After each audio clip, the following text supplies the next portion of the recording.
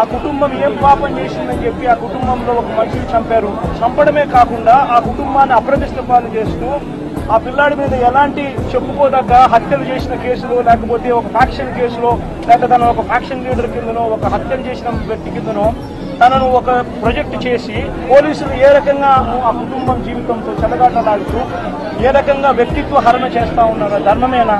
లేకపోతే మీకైనా కానీ ఎవరైనా కూడా ఇదే మాదిరిగా చేసి మీరు హత్య కాబట్టి సింపతైజ్ చేయాల్సింది పోయి సింపతైజ్ చేయకపోగా మీరు హత్య రాజకీయాలు చేసే వాళ్ళు అన్నట్టుగా, మీరు ఫ్యాక్షన్ రాజకీయాల్లో ఉన్నట్టుగా, మీరు ఇంతకు ముందు ఏదో చేశారని చెప్పి తప్పుడు ప్రచారం చేసి ఆ తప్పుడు ప్రచారంలో భాగంగా మిమ్మల్ని చంపారని చెప్పి మీ మీద చేస్తే మీకు నచ్చుతుందా?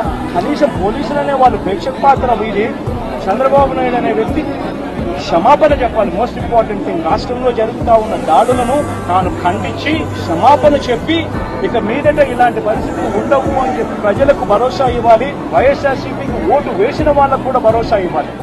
ఈ వీడియో కానీ మీకు నచ్చినట్లయితే లైక్, కామెంట్, షేర్ చేయండి. మరిన్ని అప్డేట్స్ కోసం సబ్స్క్రైబ్ చేయండి.